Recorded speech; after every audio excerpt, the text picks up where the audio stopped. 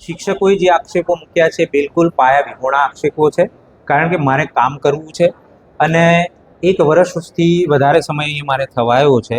1 વર્ષ સુધી હું લિબરલ રહ્યો, કામ બાબતે કોઈ ધ્યાન ના આપ્યું તો હું એમના માટે મીઠો લાગ્યો.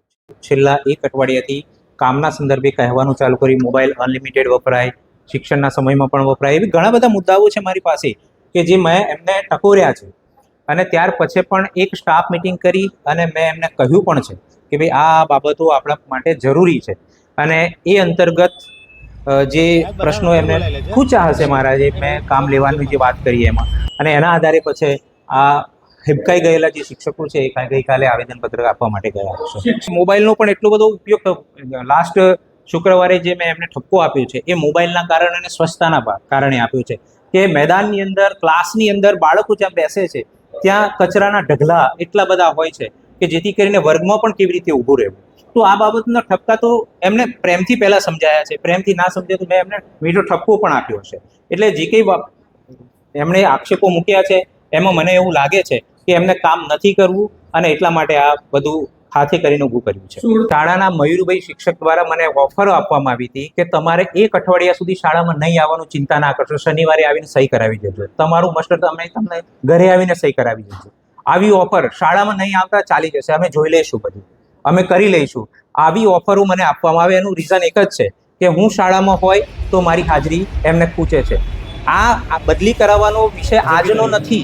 જ્યારે હું અહીંયા હાજર થયો ત્યારે પણ પંચાયતમાં સરપંચ પાસે અમારા એસએમસી અધ્યક્ષને સહયોગ એમનો સંપર્ક કરીને મને બદલાવવા માટેના પ્રયત્નો કરેલા છે. તમે અમારા અધ્યક્ષને પૂછી શકો છો, અમારા સરપંચને પૂછી શકો છો, મનોજભાઈ ત્રિવેદી છે, ભૂમિબેન ત્રિવેદી છે, એમને પણ પૂછી શકો છો તમે કે આ લોકોએ, આ તો પ્રશ્ન અત્યારે થયો એમ માનો, પણ પહેલા શું હતું? પહેલા બધું શાંતિથી ચાલતું, તેમ છતાં આ આચર્ય અમારે નથી જોઈતું એમ કરીને ગામમાં વાલીઓને ગેરમાર્ગે દોર્યા છે અને ઘણા બધા લોકોને ગેરમાર્ગે દોરી અને મને બદલાવવાનો પ્રયત્ન કર્યો છે.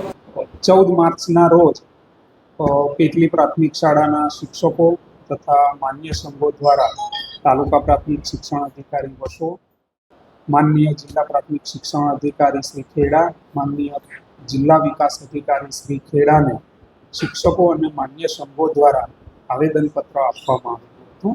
એ સંદર્ભે અહીંયા સ્થળ પર તપાસ માટે આવી છે. સાહેબ, શું તપાસ થઈ રહી છે? હાલ તો અમે સૌપ્રથમ પ્રાથમિક તપાસ કરીશું અને પ્રાથમિક તપાસના અંતે જે પણ દોષિત જણાશે તેને શીશ સેવા અપીલના નિયમ મુજબ કડકમાં કડક પગલાં ભરવામાં આવશે. સાહેબ, આખેલાની વાત છે ત્યાં સુરપુર સ્કૂલમાં પણ વિવાદમાં આવ્યા હતા. આ સ્કૂલમાં પણ ફરીથી 1 જ વર્ષમાં વિવાદ થયો છે. આવું કેમ? આ સંદર્ભે અમે પ્રાથમિક તપાસ કરીશું અને ત્યાર પછી જે પણ નિષ્કર્ષ હશે અને જે પણ દોષિત જણાશે તેને અમે નિયમ અનુસાર કાર્યવાહી કરીશું.